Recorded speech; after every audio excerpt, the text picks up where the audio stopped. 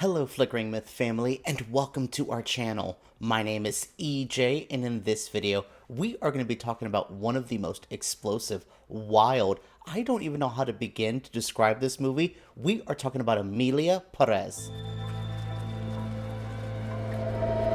This past weekend, I was able to go to the New York Film Festival to see a premiere of Emilia Perez.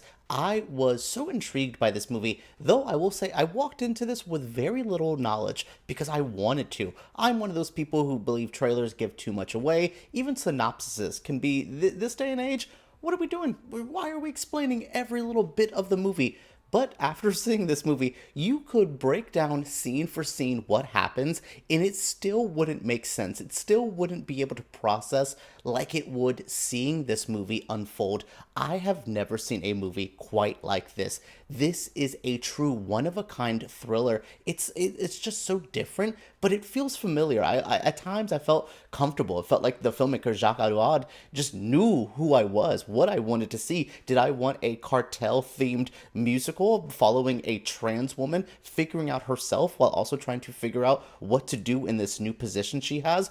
Yeah, I wanted all of that, but I never knew I wanted that. This movie just came out of nowhere and really sat in my soul, though we will talk about something related to the ending of this movie that left me flabbergasted. But before we get to that point, I do have so much immense praise for what happened in this film. It was so weird and so vibrant and so different than I've seen. And there's just nothing like this year. I've seen musicals, I've seen thrillers, I've seen, dark comedies, but nothing like this. We have a handful of wonderful performances from Zoe Saldana to Selena Gomez, and we have Karla Sofía Gascón.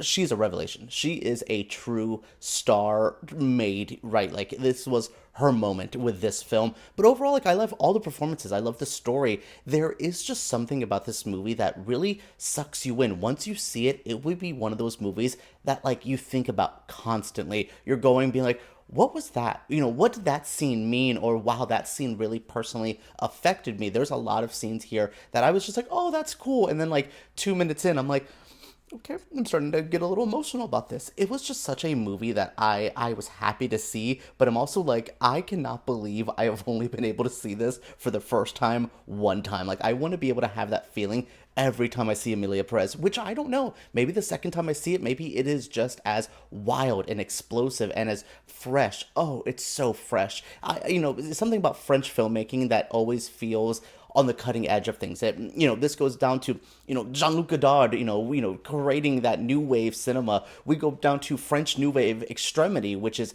this thought-provoking horror movement that we got in the 2000s. And now with Emilia Perez, I don't think people are going to be able to recapture this magic, but it's just another example of French cinema doing things that no one even thought about doing, and I'm just happy this movie even exists. In Emilia Perez, we are following at first Zoe Saldana's character, Rita. She's an attorney in a weird position living in Mexico, where she's kind of helping the worst of the worst get off with their crimes, and she just doesn't she's not being fulfilled with her job. Well, she gets the opportunity to work with a cartel leader that says, hi, I have a crazy mission for you. I need you to help me with this. Well, not asking, basically forcefully telling Rita, this is what I want from you. And the cartel leader says, I want to be able to transition. There is a life I need to live, and it needs to be done with your help, and it needs to be done ASAP. So Rita decides to go on this journey, and she gets this cartel leader to find where, she needs to go. And now we are birthed to Emilia Perez, who is this wild, just beautiful woman that's just so vibrant. She instantly draws you in. There's a moment early on when Rita and Emilia connect after, years later, and it's just one of my favorite scenes of any movie this year. That reuniting and just the there's so much said in this movie. There's so much, back and forth between characters that you were just chewing at all of the dialogue. I was so amazed that a French filmmaker crafted this Spanish language movie, and I don't, and then with English subtitles, none of it was lost in translation for me. I understood characters, motivations. Some things sound better in Spanish than what they would be, reading the translation of it directly, but none of that really bothered me here. I was just so invested. Now, while Emilia is trying to figure out her new life, she decides she wants to, go back to Mexico, reunite with her former wife, played by Selena Gomez, named Jessie. And wow, that is not the easiest scenario. So Emilia has to kind of fake a persona, and there's just so much from there. But this Emilia Perez persona begins to open up her redemption. She wants to fix so many mistakes that she saw in the cartel system, and how dirty Mexico can get with missing people, with violence, drug violence, women violence, violence against just tourists. It's just crazy what this scenario is, and Emilia wants to do something about it. Basically wants to pay for her past sins.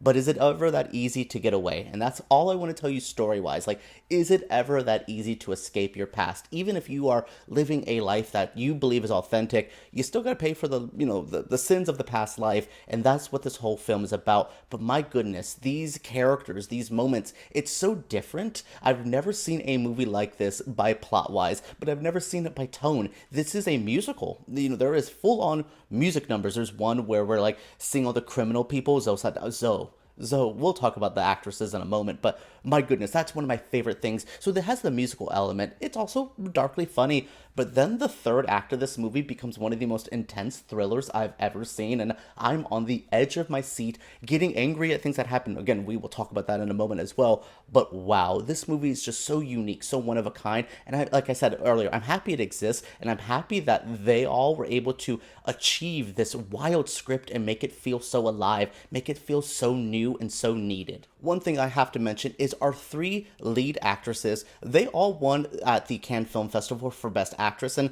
I thought that was a strange choice. Like, really, we couldn't just pick one? And watching this movie, it is a three-headed monster. These three women give everything. They give so much to this performance, to their roles, to what this story needs. Zoe Saldaña, I believe, is the lead of this film. I believe they are campaigning opposite where Karla is getting the main push as our lead actress, which I mean, I don't know. I'm not one of those people who needs to place people on voter fraud. I don't know. I'm voting for whoever I need to vote for this movie, because my goodness, it just sits with me. These women are so amazing. So Saldaña, I've never seen her sing and perform. She's great in her action roles, like in Guardians of the Galaxy and in Avatar, but my goodness, her physicality as a dancer is even better than her action scenes. Selena Gomez, she leveled up as an actress here. I've seen her in Spring Breakers. I've seen Only Murders in the Building. She's a cute actress. She does what she needs to do. But this, mama, she was a queen. She was evil. She was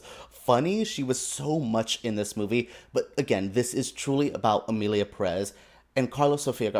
Just, oh my goodness. Karla is a force.